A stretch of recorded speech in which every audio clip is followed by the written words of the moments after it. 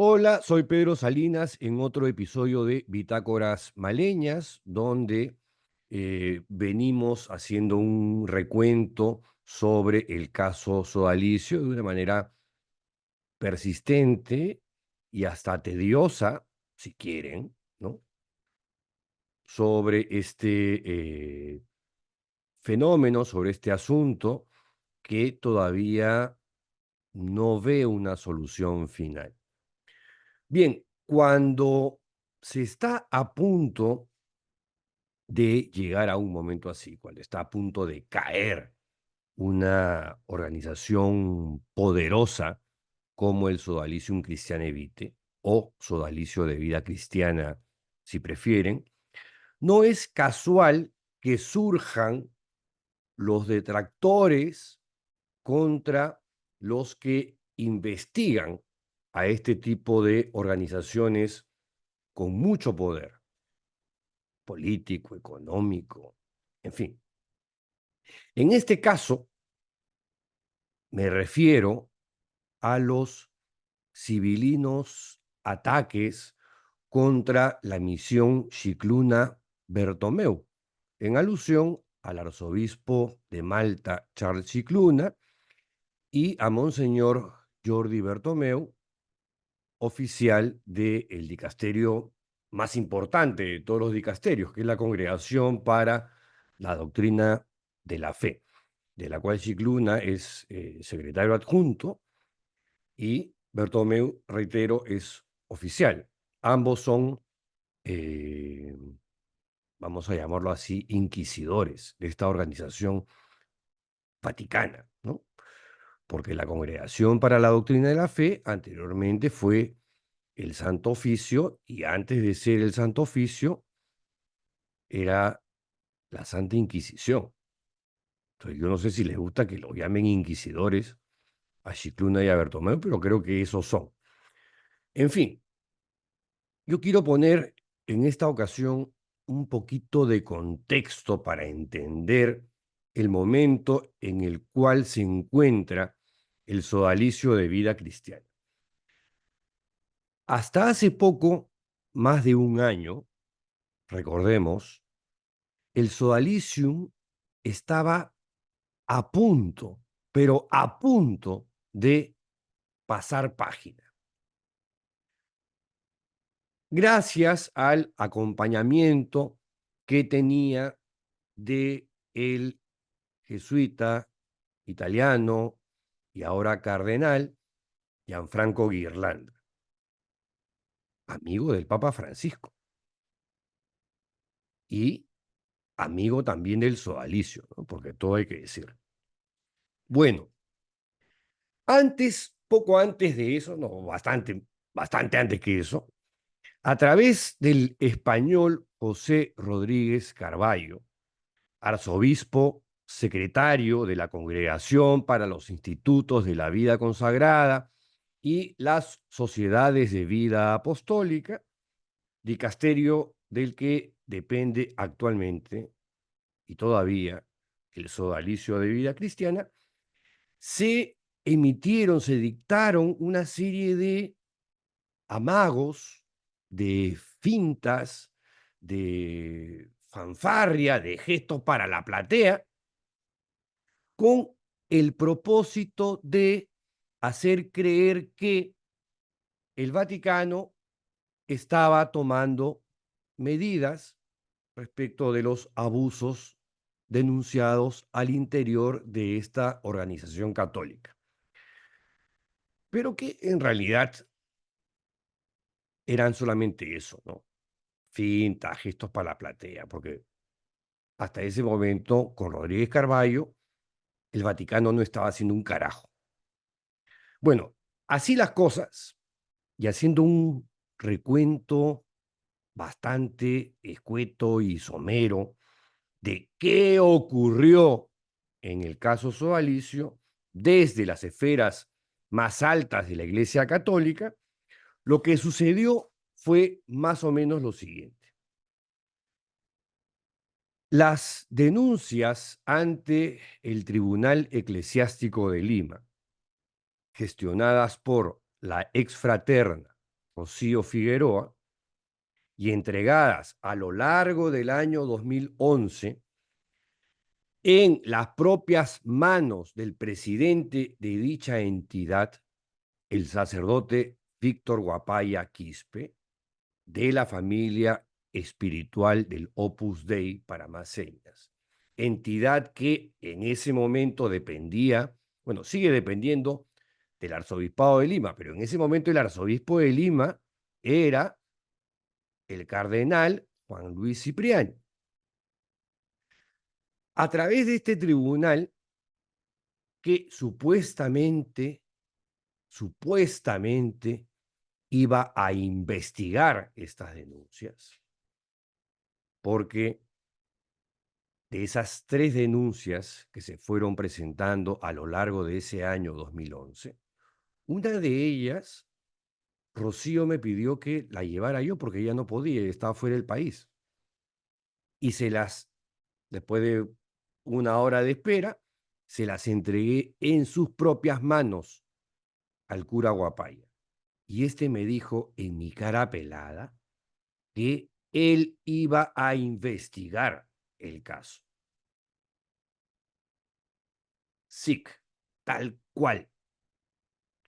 Y lo mismo le dijo a una de las principales víctimas de Figari, Santiago, en la investigación que hicimos con Paolo Ugas, mitad monjes, mitad soldados, que él iba a investigar también la denuncia que estaba presentando. Años después nos enteramos por el cardenal Juan Luis Cipriani y por el propio Guapaya en una carta que el tribunal eclesiástico no iba a investigar, sino que más bien le iba a soplar la pluma al Vaticano. Y eso fue lo que hicieron desde esa entidad. Le enviaron las denuncias al dicasterio de el español Rodríguez Carballo y, como ha quedado claro, jamás fueron investigadas. Es más, la denuncia más grave, la más delicada, la más contundente, desapareció, se esfumó, se desvaneció por arte de magia. Bien, en enero del 2015, terminadas las pesquisas con PAO para la publicación Mitad Monjes, Mitad Soldados, decidimos escribirle a algunos de los señalados con denuncias muy graves en esta investigación. Y por supuesto, queríamos tener también los comentarios y la opinión del secretario del dicasterio, el señor Rodríguez Carballo. Entonces, con Pau, ya conscientes y, digamos, conocedores de que el Tribunal Eclesiástico Peruano tenía 3 denuncias de abusos sexuales contra Luis Fernando Figari, fundador del Sodalicio, le escribimos una carta al señor José Rodríguez Carballo que está publicada en el libro Mitad Monjes, Mitad Soldados. Y aquí, carta que se le enviamos por fax porque alguien nos dijo no le envíes nada por correo electrónico ni por correo DHL o lo que fuera, que igual le hicimos, ¿ah? Mándale por fax la carta, porque las cosas importantes en el Vaticano se envían por fax. En tiempos en que, ¿dónde encuentras un fax? Bueno, Pau lo encontró y le mandamos esta carta. Lima, 26 de enero del 2015, estimado Monseñor José Rodríguez Carballo, secretario de la Congregación de los Institutos de Vida Consagrada y Sociedades de Vida Apostólica. Quienes suscribimos estas líneas somos 2 periodistas peruanos que estamos haciendo, desde hace poco más de 4 años, una investigación sobre el Sodalicium Christiane Vitae, la cual será publicada este año por la editorial española Planeta. El libro salió a fines de octubre de ese año 2015. En el transcurso de esta investigación periodística, nos hemos topado con supuestas víctimas sexuales del fundador de dicha sociedad de vida apostólica, Luis Fernando Figari. Los testimonios son bastante verosímiles. No obstante, según las autoridades odálites, y abro comillas, no han recibido ninguna notificación ni denuncia alguna contra algún miembro del sodalicio. Esto no solo me lo dijo a mí personalmente el entonces superior Alessandro Moroni, sino fue algo que hicieron público en más de una oportunidad. Y ahí cierro comillas. Lo extraño o curioso aquí es que hemos constatado que en el Tribunal Eclesiástico de Lima, que modera el cardenal y arzobispo de Lima, Juan Luis Cipriani, existen por lo menos 3 denuncias detalladas contra Figari por abusos sexuales y psicológicos, las cuales han sido tramitadas a lo largo del año 2011, luego de conocerse, gracias a la prensa, la doble vida de Germán Doig, el número 2 de dicha institución católica peruana. Es más, le ponemos a Rodríguez Carballo. Nosotros mismos hemos entregado personalmente una de ellas, la cual hemos puesto en las propias manos del presidente del tribunal, el sacerdote Víctor Guapaya Quispe, de la familia del Opus Dei, organización religiosa a la que pertenece, dicho sea de paso, el moderador de esta entidad eclesiástica, quien es afín al sodalicio. Nuestra inquietud es la siguiente, 2 puntos. ¿Es posible que, pasados varios años, 4 por lo menos, todavía no hayan dado trámite a estas gravísimas acusaciones? Desde la primera denuncia a la fecha, ¿no han tomado contacto con ninguna de las víctimas o con el supuesto victimario? ¿No existen protocolos en la Iglesia Católica para atender casos como estos luego de las nefastas e imborrables experiencias del mexicano Marcial Maciel o del sacerdote chileno Fernando Caradima? Atentamente, Pedro Salinas y Paolo Uvas. Bueno, Monseñor Rodríguez Carballo nunca nos respondió. A nosotros no nos respondió.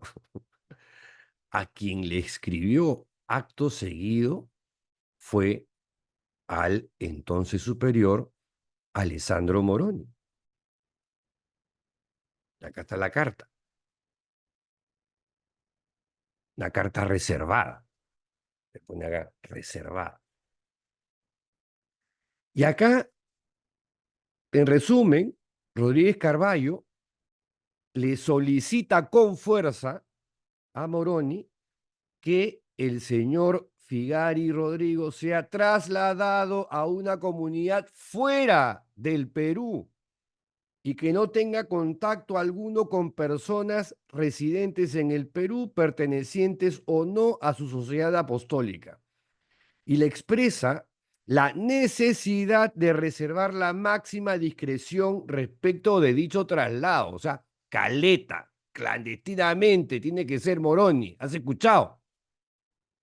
Esperando que tengan la menor trascendencia y resonancia posible en la opinión pública peruana. ¿Mm? ¿Qué tal? ¿Qué tal? José Rodríguez Carvalho.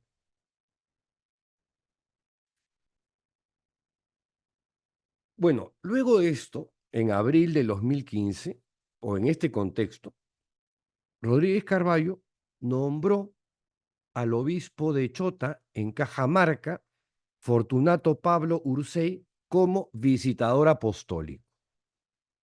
Este, en radioprogramas del Perú, en RPP, en la única entrevista que dio, le dijo a Mariela Balbi que él, pese a que había un mandato explícito que decía que tenía que investigar, pero él dijo, no, yo no voy a investigar nada, yo no voy a leer el libro Mitad monjes, mitad soldados, yo no voy a conversar con sus autores tampoco, no voy a hablar con las víctimas, no voy a interrogar a Luis Fernando Figari.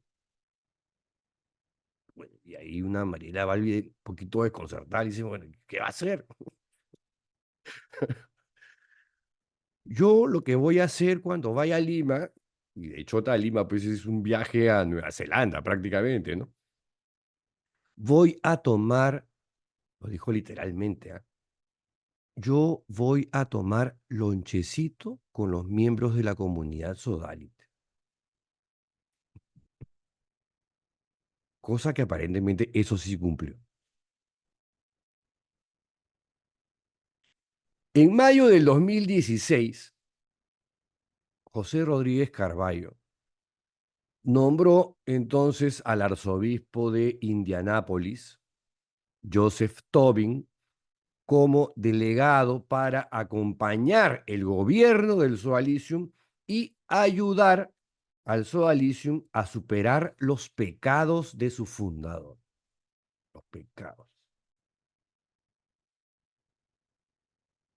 Y un dato no menor en esta historia es que Joseph Tobin, a quien el Sodalicium siempre se encarga de mencionar, ¿no?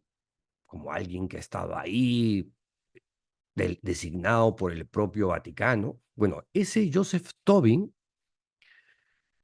había sido hasta octubre del 2012, octubre 2012, secretario del Dicasterio para los institutos de vida consagrada y sociedad de vida apostólica. O sea, había sido el predecesor de Rodríguez Carballo. Alucinante esta historia. O sea, debemos inferir que bajo su gestión fue él quien recibió las 3 denuncias contra Luis Fernando Figari. Y una de ellas, la más grave, reitero, desapareció, la de Santiago. Y esa desapareció con la gestión de Tobin o con la gestión de Rodríguez Carballo. Para todos los efectos, en ese segundo, tanto Tobin como Rodríguez Carballo representaban al Vaticano. En esos días previos, 5 exodálites con la intervención pro bono, que ha sido fundamental también en esta historia, del estudio Benítez, Vargas y Ugaz, interpusimos una demanda penal contra Luis Fernando Figari, Jaime Bertel, Virgilio Levalli, José Ambrosic, José Antonio Uren, Eduardo Regal, Óscar Tokumura y Erwin Schoich, así como los que resulten responsables de los delitos de asociación ilícita, secuestro y lesiones graves. Luego se sumaron otro exodálite, Martín Schoich, y un exmiembro de la familia sodálite, Álvaro Urbina, quien fue una víctima sexual de uno de los principales depredadores sexuales de esta organización, Jeffrey Daniels, cuyo testimonio inspiró una obra de teatro, la obra San Bartolo.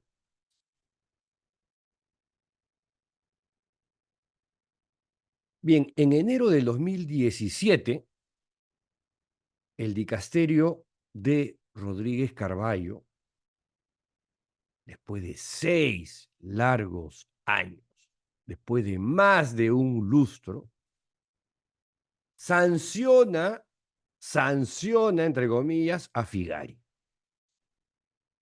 con un edicto que expelía un olor a calcetín usado ¡Qué bestia!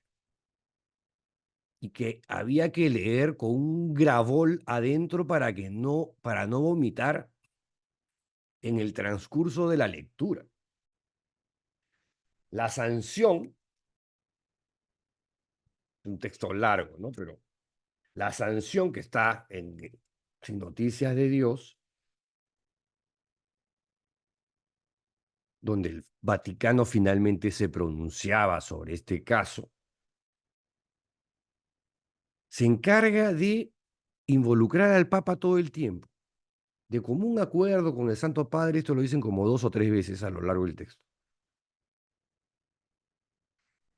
Y en una parte dice, ya desde el 2011 se encontraron en la documentación lagunas, contradicciones y algunos aspectos poco claros a los que hay que añadir una significativa perplejidad debida a la notable, anómala y no del todo comprensible resonancia que la vicisitud encontró en el ámbito de la opinión pública de Perú. No sé ustedes, pero yo cuando leí esa parte dije que se sorprende, le llama la atención, le jode a Rodríguez Carballo que la prensa de ese momento, no la de ahora, ¿no? Es una prensa totalmente distinta a la que había en el 2017. Se sorprendía Rodríguez Carballo de que la opinión pública se haya escandalizado ante las denuncias de abusos sexuales en una organización de la Iglesia Católica en el Perú.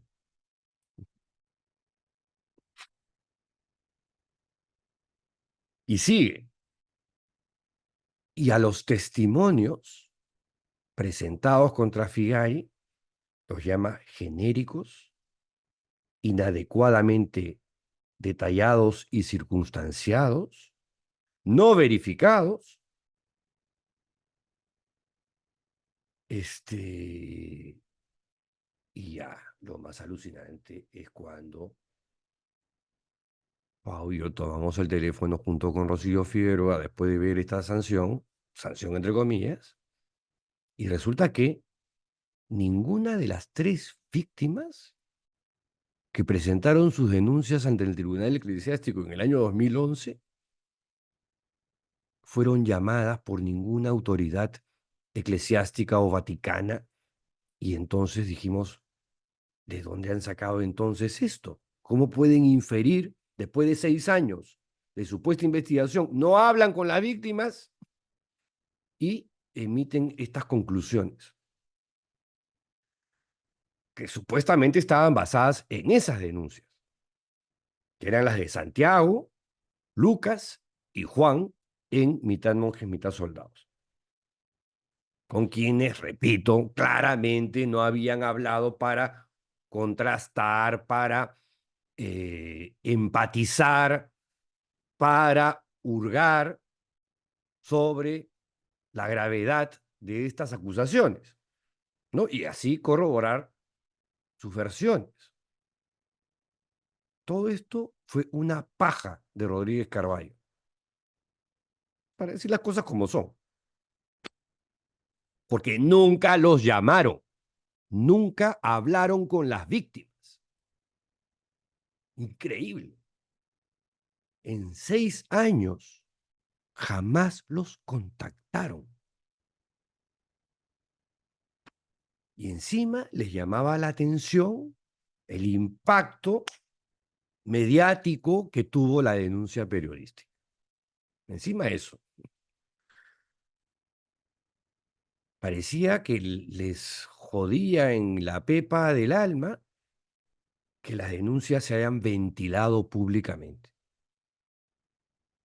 ¿no? Y que, a pesar de que el hecho había destrozado la vida de no pocas personas. También dice esta sanción que Figari había adoptado un estilo de gobierno excesiva o impropiamente autoritario, orientado a imponer la propia voluntad.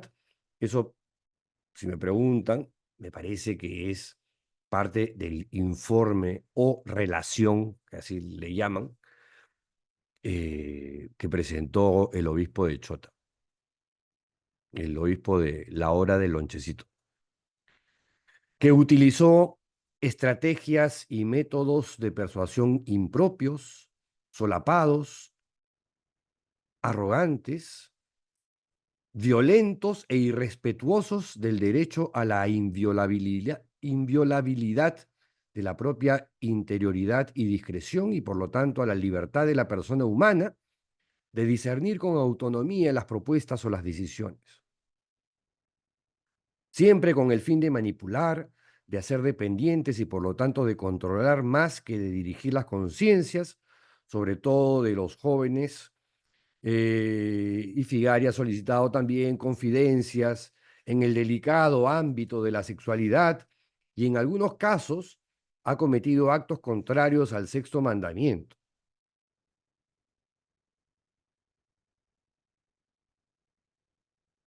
Y acá viene para mí la parte más violenta, más ofensiva, más asquerosa de la sanción contra Figari.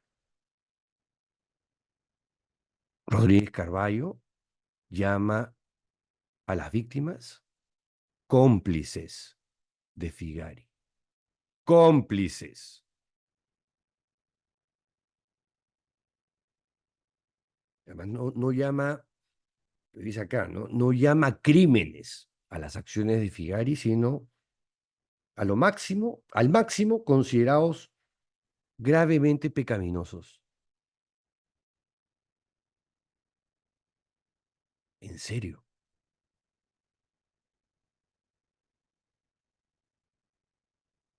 Y de dicha documentación no emergen elementos de los cuales se puede afirmar que hayan configurado abuso de menores.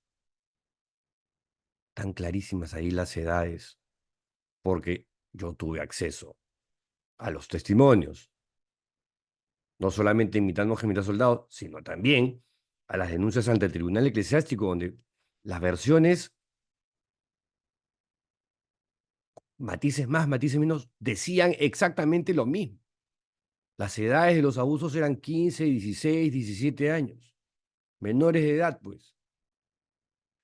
Que era otra bofetada a las víctimas, otra revictimización innecesaria, sumamente cruel, desde mi pequeña opinión, ¿no? Porque el Vaticano solo veía actos pecaminosos, pecadillos, contra el sexto mandamiento, donde otros veíamos, pues, delitos, crímenes, fechorías, estupro, perversiones, por Dios. No, eran actos contra el sexto mandamiento, con algunos jóvenes en formación. Váyanse a la mierda. Y se subrayaba y se enfatizaba claramente que los casos que acusaban a Figari, por cierto, además, ya habrían prescrito, por lo que no cabía un proceso judicial contra él. Y la otra cuestión, ¿no? Donde uno comienza a cavilar si la opción laical de Figari fue astutamente ideada desde los orígenes, porque Figari no es cura, Figari es un laico comprometido, a diferencia de Marcial Maciel en Chile, que era cura, o Fernando Caradí, perdón, Marcial Maciel en México, que era cura, el fundador de los Legionarios de Cristo, o Fernando Caradima en la parroquia El Bosque, en el distrito o en la comuna de Providencia, en Santiago, que también era cura. Entonces ahí, claro, la máxima sanción es vamos a reducirlo al estado laical o que lleve una vida de oración y penitencia. Pero el código canónico en ese momento no estaba hecho como para un personaje como Luis Fernando Figari. Después eso se ha corregido con este papa. pero en ese segundo uno dice, Figari ya había pensado esto astutamente desde el año 71 que funda el Sodalicio. Es un interrogante que ahí quedará flotando, ¿no? Porque en los citados artículos canónicos siempre se hablaba de clérigos y Figari, repito, es un laico, un seglar. El código canónico no le alcanza o no le alcanzaba en ese momento. Y para el código canónico, un menor de edad era alguien que tenía menos de 16 años. Y la pena máxima en este caso era la expulsión del estado clerical, que repito, ¿de, de qué estado clerical pueden expulsar a Figari si no lo tiene? Y hablan de que estos hechos, algo que también es sumamente recurrente en el Sodalicium y en el informe pagado de la segunda comisión que actuó a sueldo, financiado por el Sodalicium, todo esto, todo lo ocurrido fue sobre todo en un pasado muy remoto. O sea, pasó hace tiempo, lo cual también era mentira, ¿no? Pero bueno. Y tienen consideraciones con la edad de Figari. Figari tenía 69 en ese momento, pero un anciano, pues, o su estado de salud no óptima. Desde el 2010 vienen diciendo eso, como Fujimori. Eh, y le siguen endileando, un pendejo este Rodríguez Carvalho. Y de acuerdo con el Santo Padre, se ha creído que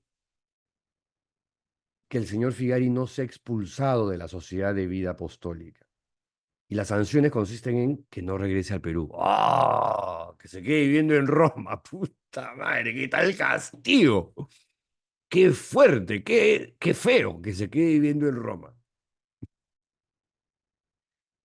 Que sea destinado establemente a una residencia, que se le prohíba contactar con personas pertenecientes al sodalicium, algo que dudo que haya ocurrido, que un miembro del sodalicium tenga la tarea de estar pendiente de Figari ante cualquier eventualidad. O sea, encima de eso, que no puede dar entrevistas a los medios de comunicación. Qué fuerte, qué tal castigazo, ¿ah? Qué tal castigazo. Y esta que ya es la concha máxima, ¿no? Asegurar al señor Figari un estilo decoroso de vida, considerando las posibilidades del Sodalicium Cristiane Vitae, que tiene un rehuevo de plata. O sea, que viva, como siempre digo, una vida de jeque árabe. Considerando los recursos personales del señor Figari y las reales necesidades de este último. Y ahí uno dice, oye, las reales necesidades de este individuo, ya sabemos que son perversas y tienen que ver con el estupro. También van a haber no, ya, bueno, tampoco pongámonos así extremos, pero no me digan que no, porque sí, que esta sanción es una buena mierda.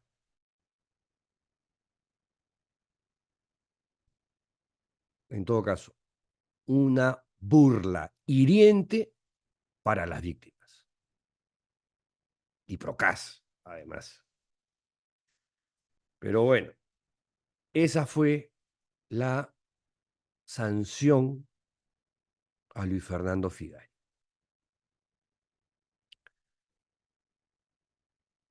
Y en mayo del 2018, dado que el periodismo hasta ese momento era pues indomable, contestatario, crítico, ¿no? Rebelde, insumiso, no como el de ahora, con algunas excepciones, por cierto.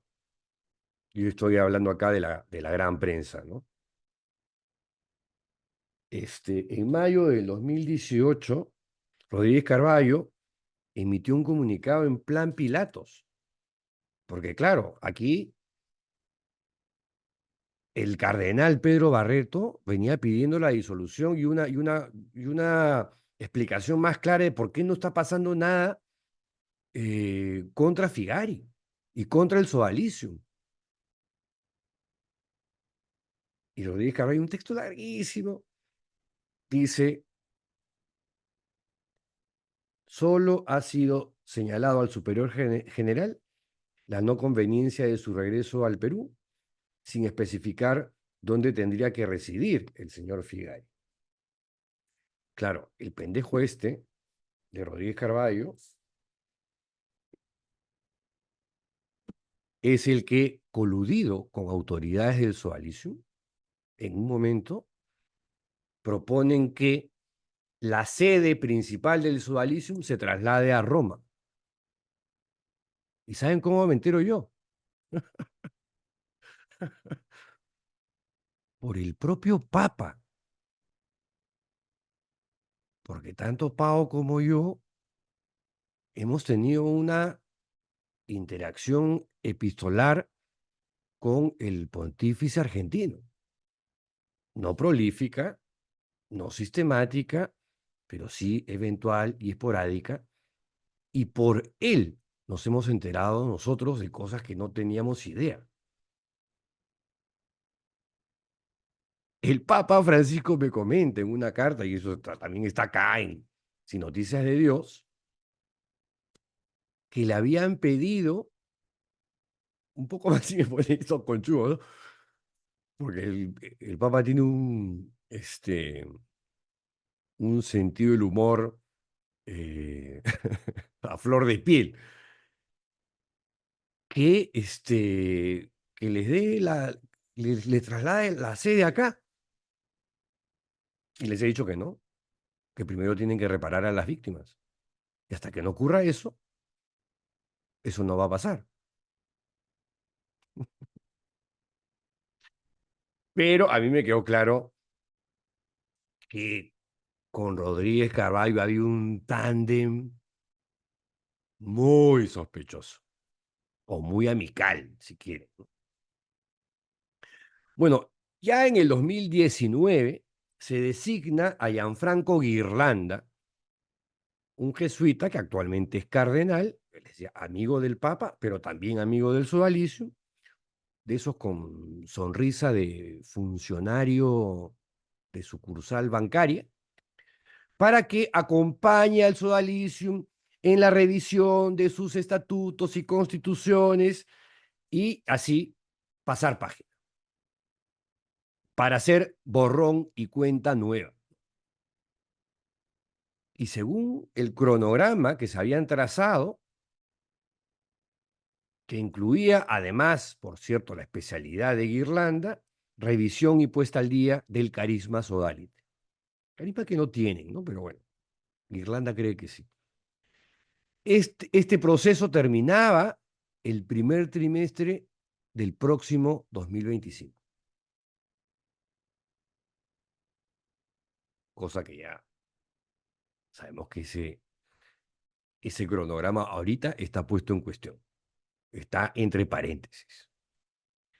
Bueno, ¿quién es Gianfranco Ghirlanda? Gianfranco Ghirlanda es de la Orden de Malta, miembro patrono, patrono de la Orden de Malta, de formación jesuita, él forma parte de la Compañía de Jesús, fue nombrado rector de la Universidad Gregoriana en el año 2004 por el Papa polaco, Karol Wojtyła. En julio del 2014, el cardenal João Braz de Avis, que ha sido el prefecto, ¿no? El que da la cara en el dicasterio de Rodríguez Carballo, y el arzobispo José Rodríguez Carballo, que eran prefecto y secretario de este dicasterio, lo nombran a Irlanda en su momento como asistente papal de la Legión de Cristo en plena crisis de los legionarios.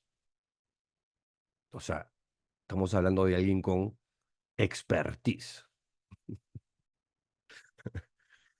Ha publicado libros sobre derecho canónico y tiene aproximadamente, esto según Wikipedia, 110 artículos en diversas publicaciones. Bueno, en el Manual del Silencio,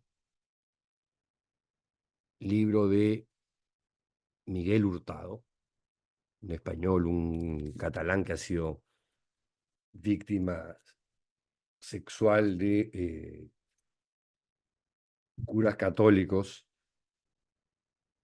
En este libro, que es uno de los libros imperdibles para quienes hemos estado interesados en estos temas en los últimos años, recuerda acá que Gianfranco Ghirlanda, cuando era decano del Departamento de Derecho Canónico de la Universidad Gregoriana de Roma, en un artículo en la Civiltà Católica, escribió, escuchen esto, pensamiento Ghirlanda. Si un obispo decide reasignar a un sacerdote que previamente ha cometido un acto de abuso infantil, pero que el obispo cree que no volverá a ofender, no abusar, ofender. El obispo, no debe informar a la nueva congregación del sacerdote sobre su pasado. ¿Han visto la película Spotlight? Bueno, lo mismo. Un sacerdote cuyo abuso fue revelado quedaría totalmente desacreditado ante su comunidad parroquial y, de hecho, sería bloqueado de cualquier acción pastoral efectiva.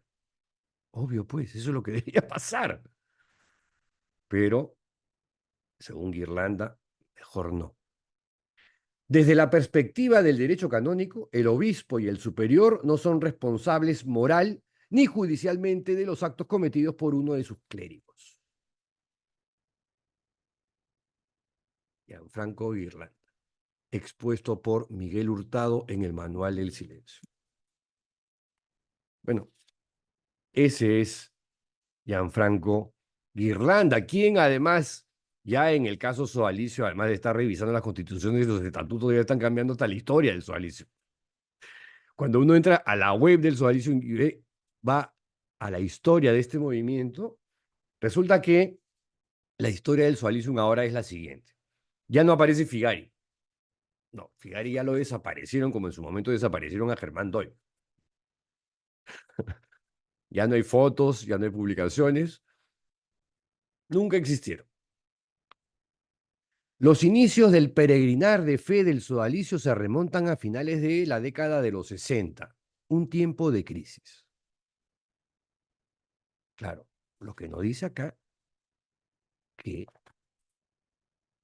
finales de la década de los 60, un tiempo de crisis, Figari, y eso también está acá en Sin Noticias de Dios, finales de los 60, Figari ya era un depredador sexual. Hay testimonios que lo señalan. Antes de fundar el sodalicio. Bueno, seguimos con el texto de la web del sodalicio. La Iglesia acababa de concluir el Concilio Vaticano II. Patatín patatán, a la luz de estos y otros acontecimientos, el proceso de los inicios del sodalicio fue de búsqueda y respuesta. Yo que he sido sodalite y algo conozco de la terminología y frasecitas y eufemismos de mis ex correligionarios o ex sectarios, para ser precisos, búsqueda y respuesta, entre otras palabrejas, son fraseologías de Luis Fernando Figari. Partió de la experiencia de inconformidad de un grupo de jóvenes. Ya no es Figari, ya no hay Doig, ¿no? Un grupo de jóvenes. Inconformidad con la situación del mundo, en especial de los más pobres y necesitados.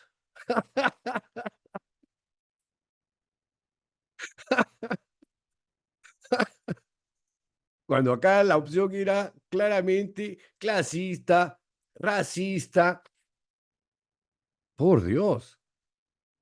Y con el anhelo de que esta situación cambie para forjar una sociedad en la que cada ser humano pudiese vivir en libertad y de acuerdo a su dignidad de persona. Una organización sectaria donde la libertad había que aplastarla y la dignidad de las personas violentarla, porque ahí se violaban los derechos humanos, literalmente. ¿Qué historia me quieren contar acá, por favor? El 8 de diciembre de 1971 se funda el Sodalicio de Vida Cristiana. Es un hito muy importante en el inicio del peregrinar, y siguen con las frases de Figay. La intención original brotaba de la convicción de que el Espíritu Santo estaba impulsando a los laicos a asumir un activo compromiso apostólico desde la llamada universal a la santidad. Y ahí se nota la manito de Guirlanda, el Espíritu Santo, ¿no? Ya el carisma, el Espíritu Santo ya no le insufla la gracia a Figari, sino a este grupo de jóvenes, y ahí se como que se difumina, debemos interpretar, ¿no? Eh, pero se difumina ¿qué? El espíritu de instaurar una cultura de abuso de poder. Porque saquen a Figari de la foto, saquen a Germán Doig de la foto y el resto de la generación fundacional que son beatos, son venerables, son candidatos a la santidad, no participaron en esta coedificación de esta organización totalitaria, sectaria y abusiva en todos los ámbitos. O sea, José Ambrosi, Jaime Bertel, Alfredo Garland, José Antonio Eguren, Emilio Garró, entre otros. A ellos, o sea, a ellos fueron los beneficiarios de la gracia divina, del carisma. Es indefendible lo que pretende hacer Irlanda.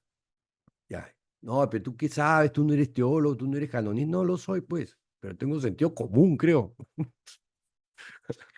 Y si no me creen a mí, vayan a internet y busquen todas las reflexiones que ha hecho la periodista católica Rosa María Palacios sobre el tema del carisma y el sodalicio. Ya, si no me creen a mí, agnóstico, agnóstico ilustrado, por cierto, pero agnóstico al fin, ya, no me crean a mí. Acudan a una periodista católica como Rosa María Palacios a ver qué piensa sobre el carisma del sodalicio.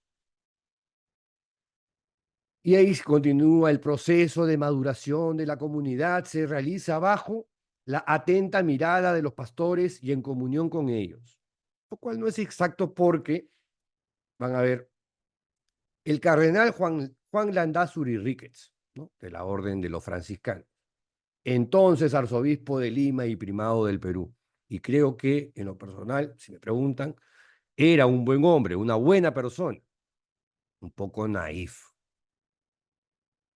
Alentó desde los comienzos a la joven comunidad y en 1977, ya les dije, ya les conté que y está documentado que Luis Fernando Figari ya había abusado sexualmente de menores antes de la fundación del Sodalicium, que fue en el 71, a finales de los 60. Los primeros abusos de Figari se registran años 73, años 75. Eso no se lo dijeron a Landázuri. Y no es que Figari lo hizo a escondidas. No, pues, ya hemos comentado acá que qué raro, qué curioso que el número uno de la organización, el número dos y el número tres en los 80s tenían los mismos métodos, el mismo modus operandi para aproximarse a sus potenciales víctimas para abusar de ellas. ¿Coincidencia? 1, 2 y 3, y los discípulos, entre comillas, que han sido víctimas, terminan replicando lo que hicieron por lo menos Figari y Doig, en alusión al caso de el exodálite Daniel Murguía y el exodálite Jeffrey Daniels. A Murguía tuvieron que expulsarlo porque fue ampallado infraganti por la policía y porque los medios de comunicación estuvieron ahí, sobre todo Canal 4 y Perú 21. Y en el caso de Daniels, estamos hablando de un encubrimiento que duró 3 años. Y lo sabía, está acá documentado, todo el Consejo Superior. No era que eso lo sabía, en su momento el pendejazo de Figari dijo, no, eso lo vio Germán Doig. No, no, no, no, acá está. Porque Germán Mackenzie, quien fue el número 3 de la organización, habló ante la comisión de Belaunde. Y ahí lo cuenta todo. Ese informe que sigue encarpetado en el Congreso y que el Fujimorismo encarpetó, lo puso en un cajón para que no viera la luz y sigue ahí, sin ver la luz. Pero acá está, acá hay un resumen buenazo de ese informe y las declaraciones de Germán Mackenzie, describiendo en detalle cómo fue el encubrimiento al pederasta serial Jeffrey Daniels Valderrama, que nunca fue expulsado. Es más, fue asistido y, digamos, y lo ayudaron hasta para que se fuera del país. ¿Qué más dice la nueva historia del sodalicio? Bajo el influjo del Espíritu Santo, una vez más, el sodalicio fue creciendo y madurando siempre bajo la compañía de sacerdotes y obispos. Y en 1994, siendo arzobispo de Lima, el cardenal Augusto Vargas Alzamora, jesuita, el sodalicium recibió su aprobación como sociedad de vida apostólica de derecho diocesano. 3 años después, y esta fecha no es menos representativa, el 8 de julio de 1997, la Providencia.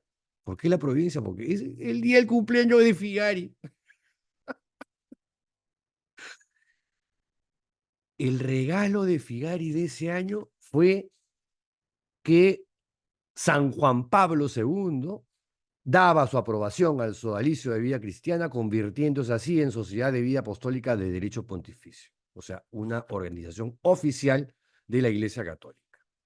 Lo que no dicen acá, es que los abusos sexuales de Figari se encubrieron a la interna, porque si se informaban, jamás habrían llegado a ser una sociedad de vida apostólica, porque esa organización no tiene carisma, no tiene, por más que se esfuerce Gianfranco Ghirlanda en encontrar una pizquita de gracia divina, no la va a encontrar.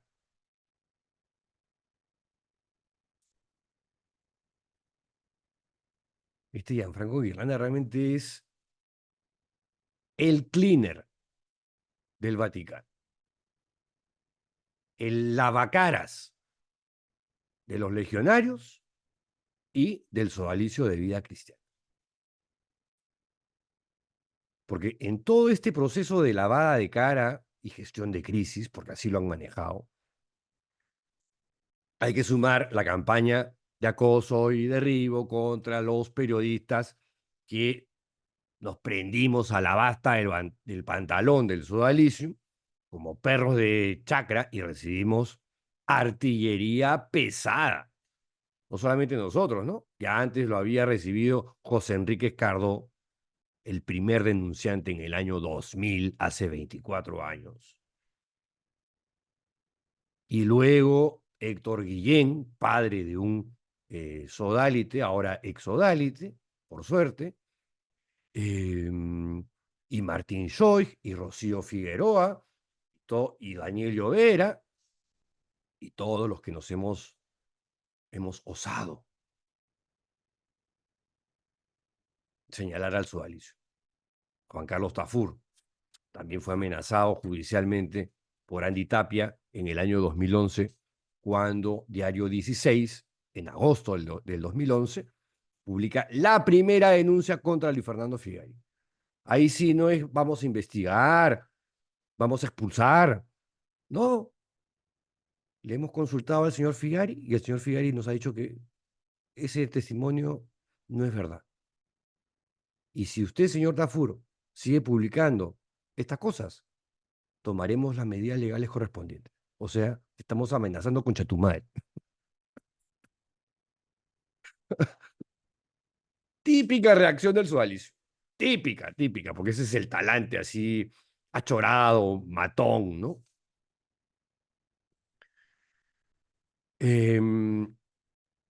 Hasta que en junio del 2023 esas campañitas escalaron a tal punto, hace un año y pico, año y 2 meses, escalaron a tal punto que, y ahí, gracias a la reunión que tuvo Paolo Ugaz en noviembre del 2022,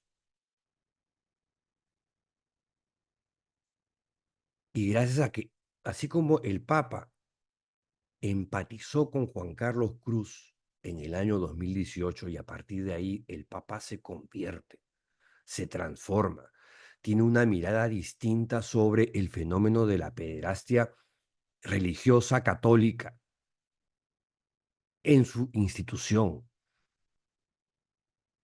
Tiene una suerte de metanoia, de una conversión, literal. Esa misma empatía la tiene el Papa cuando se reúne con Paolo Ugaz.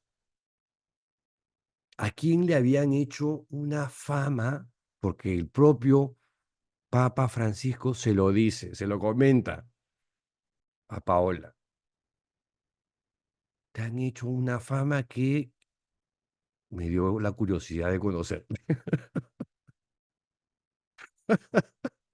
El tiro le salió por la culata. Pero claro, ya cuando el Papa decide, en ese momento, enviar a la misión Scicluna Bertomeu, que iba a actuar por segunda vez en la historia, primero lo hizo en Chile, ahí sí, pues los tiempos de la iglesia y las prioridades de la iglesia se confunden, no toman forma, no, la decisión se posterga, pero lo que hicieron en mayo, junio del 2023 contra Llovera, Paolo Ugaz y contra Mir, que hubo una escalada, pero feroz, feroz, feroz, feroz. Ahí el Papa es cuando pone la fecha. Nosotros no sabíamos, ¿ah? Pero nos hemos enterado después. Pero ahí es cuando se pone la fecha. Y, y el arzobispo de Lima, Carlos Castillo, ya a estas alturas, pues, además está contado acá, está contado acá, o sea, no es ninguna infidencia. Y el propio Carlos Castillo ha leído el libro, o sea que este, Carlos Castillo le lleva esta investigación al Papa y se la entrega con Jordi Bertomeu al costado. Y esta publicación, junto con Mitad monjes, mitad soldados, y esta otra, que, si me preguntan, es el mejor libro de lejos que se ha escrito sobre el sodalicio y sobre la personalidad de Luis Fernando Figari, La jaula invisible de Martín López de Romay. Estos 3 libros son los que terminan sirviendo de insumo para la preparación de la visita de la misión especial Scicluna Bertomeu. Bueno, entonces, ya para ir terminando, la historia da un giro de 180 grados, que agarra con los pantalones abajo, literalmente, al Sodalicium y su plana mayor, y al propio Gianfranco Ghirlanda, que patalea, putea, incluso protesta ante el propio Papa, y sale públicamente a decir: yo no tenía idea de esta cuestión. No, pues, ¿para qué te van a consultar a ti si estabas jugando una vez más a favor de una organización tóxica?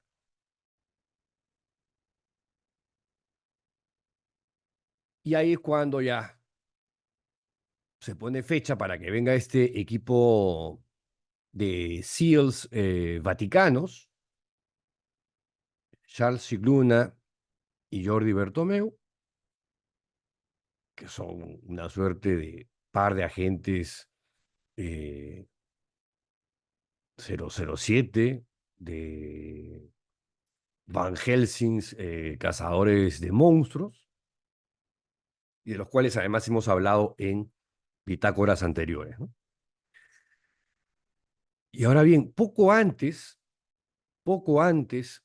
del inicio de las acciones de la misión, que, repito, y es verdad, no sabíamos cuándo iba a comenzar.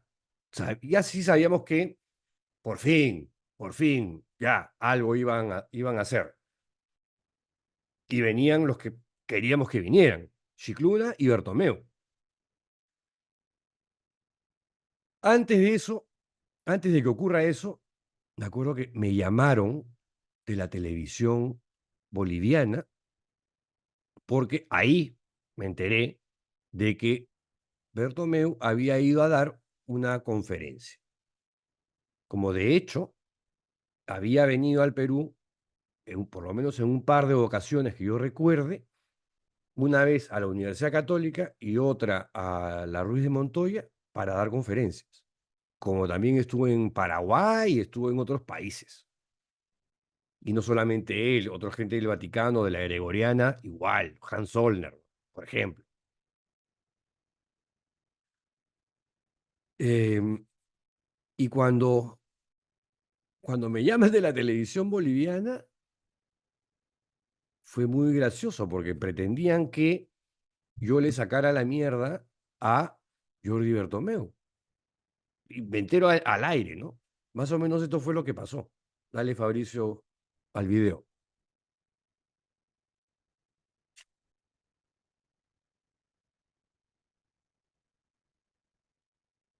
Bueno, ya ahora sí para terminar, en paralelo a todo esto, un personajillo de esos alacranescos, estercoleros, de origen catalán, Lluís Llagostera, desde un portal de lenguaje guachafoso y vocación maledicente, escribe varias cosas contra Jordi Bertomeu, que es una mala persona, este, sobre ese viaje a Bolivia, eh, pretende mayor revictimización de las víctimas, y que dejó lo de Bolivia como un brindis al sol. O sea, yo asumo que deliberadamente, ¿no? Porque Bertomeu fue a Bolivia a dar una conferencia, no fue a investigar. Sin embargo, el periodista desinformado de la televisión boliviana asumió también que Bertomeu estaba yendo a investigar. Ese tipo de cosas se anuncian por todo lo alto, se hacen públicas. Y en Bolivia no hubo nada de eso. Sí había un escándalo sobre un cura español jesuita que había muerto y había dejado un diario donde relataba sus propios abusos, un escandalazo. Pero Bertomeu no estaba yendo a investigar eso. Y acá, no sé de dónde, en su cabecita loca, interpreta que Bertomeu había ido para eso, ¿no? No se reunió en ningún momento con las víctimas. del abuso sexual cometido. Es que para eso no fue, pues. El caso es que el informe de Mosén Jordi se le ven pocas luces, y aquí está hablando del caso Sodalicio, sobre los abusos sexuales y económicos de la Asociación Peruana Sodalicio de Vida Cristiana. ¿Cómo sabe él? Ni yo sé lo que dice el informe de Bertomeu. Y Pau sabe. Y él sí sabe, ¿no? Anja, qué loco. Gran periodista de investigación, Luis Llagostera. Así, Bertomeu se ha convertido en un influencer, que dirían los pijos, los pitucos españoles. Es una lástima que la ebúmea, así tiene varias, ¿ah? Es un guachafo, pero con H mayúscula.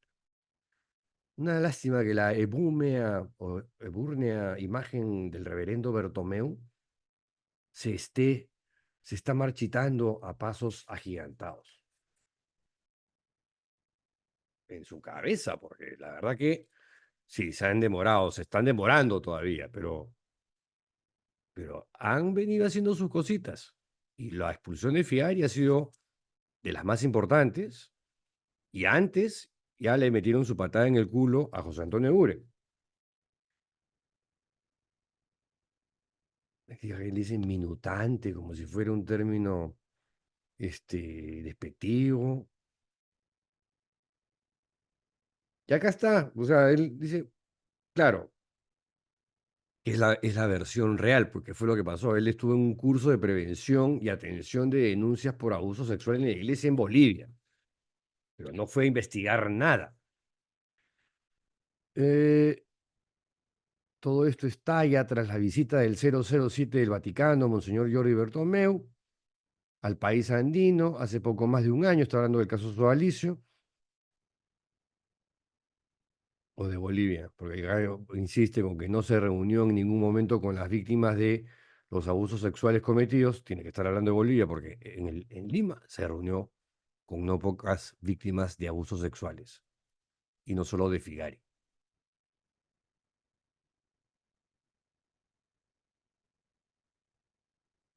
En fin, en fin, están recibiendo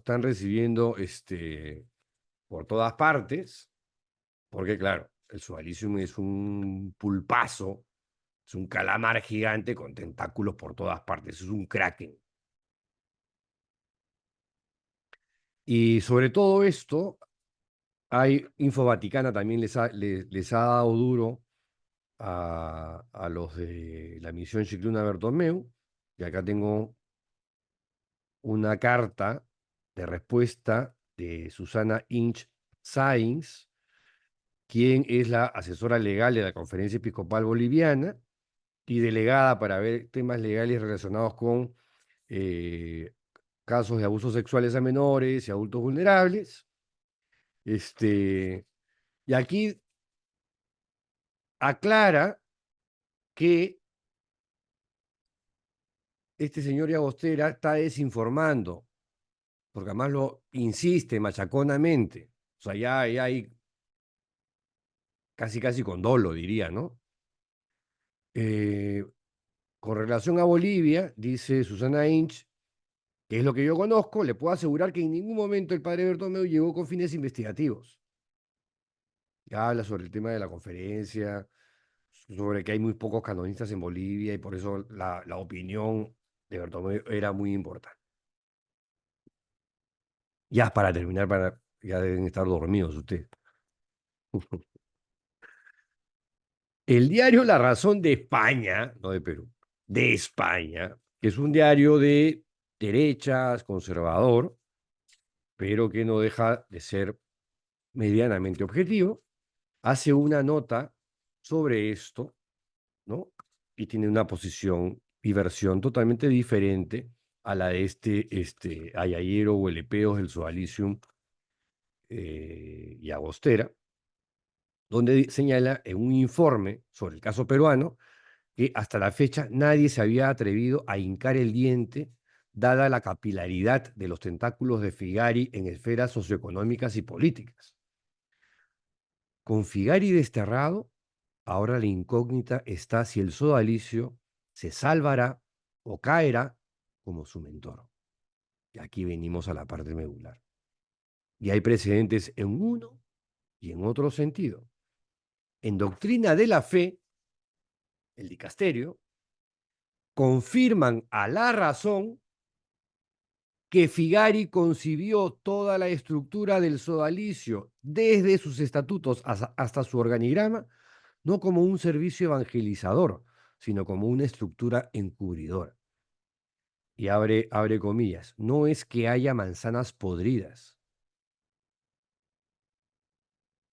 es el cesto el que está podrido de raíz, con tintes propios de una organización criminal mafiosa, y ahí cierra comillas. Fuente del dicasterio, del ex santo oficio. Desde el sodalicio, por cierto, niegan este extremo. Ahí está su pronunciamiento patético y triste, ¿no? Firmado por este señor José David Correa, que parece que vive en otra dimensión. Otro hecho reciente hablaría de la alargada sombra de Figari. Francisco destituía en abril al arzobispo de Piura, José Antonio Eguren, con 67 años, que acaba de ir a visitar al Papa, supongo que para llorarle y decirle que él es inocente, como en plan Fujimori, cuando la edad de jubilación episcopal se marca en los 75. Y también hace alusión al video del Papa, negado por hueleguizos del sodalicio, dirigido a los comuneros de Piura, donde le dice, yo sé lo que les pasa, defiendan la tierra, no se la dejen robar. Y por último, en la revista Vida Digital, una revista jesuita, en una nota firmada por José Beltrán, de ahorita, del 22 de agosto, titulada El dilema del Vaticano sobre el sodalicio. Dos puntos. Disolución o refundación. Disolución es lo que yo creo y siempre he querido que suceda. No siempre. Al principio pensé que la refundación era una opción, pero como Moroni me huevió y después me demostró que fue una decepción en esa historia, dije no, estos no tienen remedio, solamente cabe la disolución. Y luego Chicluna es el que me hace la precisión, no es disolución, es supresión. Bueno, la refundación es por la que están optando Guirlanda y José David Correa. Como ha podido confirmar Vida Nueva, la publicación digital de los jesuitas, la preocupación de Roma en estos últimos años sobre los abusos de poder, conciencia y sexual, así como supuestas irregularidades financieras, que no solo estaría vinculada a Figari y a su entorno más cercano, habría llevado a valorar el cierre total del Sodalicium Christiane Vitae. Se trataría de una decisión inédita en la historia reciente de la Iglesia, en tanto que, hasta la fecha, cuando un escándalo de esta índole ha sobrevolado a alguna institución católica, se habría buscado salvar al movimiento, tras apartar al núcleo duro fundacional corrupto y llevar a cabo una refundación que implicara cambiar las constituciones para borrar cualquier resquicio que facilite el control de las conciencias, el encubrimiento. Esta es la vía por la que se apostó en el caso de Regnum Christi-Legionarios de Cristo, desmarcarse de su fundador, Marcial Maciel, y depurar así el Caribe. No lo dice acá, yo se los dije hace un rato. Quien hizo ese trabajo de filigrana fue Gianfranco Irlanda. ¿Cambió la institución? No. Han habido más denuncias de abusos perpetrados y encubiertos. Y es más, se descubrió también que los Jaime Bertel de esa organización, que tiene más plata que, aunque Bertel no es ningún misio, En plena supuesta investigación vaticana, con comisario pontificio y todo, Pelacio de Paolis, el cardenal, montaron offshores para sacar la plata afuera y manejarla. Garza y el otro que ahorita no me acuerdo cómo se llama, que eran los dos brazos financieros que tenía la Legión, y jugaron con prestanombres, con testaferros, y el grueso de la plata la maneja esta gente. Estoy hablando de los legionarios de Cristo, que siguen existiendo, gracias a este triple salto mortal que hizo Irlanda y que pretendía hacer con el sodalicio peruano. El hoy superior general del sodalicio, José David Correa, parece optar por esta vía, ¿no? Por la refundación, apelando a un cambio de renovación a modo de acto de clemencia papal para salvar los muebles. Sin embargo, dice Vida Nueva, las posibles vías del sodalicio de vida cristiana parecen ir por otro camino. Fuentes eclesiales confirman a esta revista que, abre comillas, por la investigación que se ha realizado y lo que se ha publicado en los medios de comunicación, no se trata solo de los pecados y delitos cometidos por una o varias personas, sino de toda una estructura que estaría contagiada, algo así como si, además de fallar el pilar fundamental de un edificio, también sufriera aluminosis, la enfermedad que carcome el hormigón. Cierra comillas. Desde el sodalicio niegan este extremo. Está buena esa frase, la luminosis y el hormigón. ¿Eh? Y ya, con esto me voy. ¿Eh? Lo cierto es que el trabajo realizado en apenas un año por parte del arzobispo maltés Charles Scicluna y el secretario adjunto del Dicasterio para la Doctrina de la Fe, ahí se hueó, el español Jordi Bertomeu, que es oficial, el secretario adjunto de Scicluna, ha venido a destacar en tiempo récord un caso que parecía encallado desde que hace 24 años que trascendieran las primeras denuncias públicas vinculadas al sodalicio y que fueron hechas, no lo dice acá, lo digo yo, fueron hechas por el corajudo José Enrique Escardó. Hasta la siguiente Bitácora Maleña.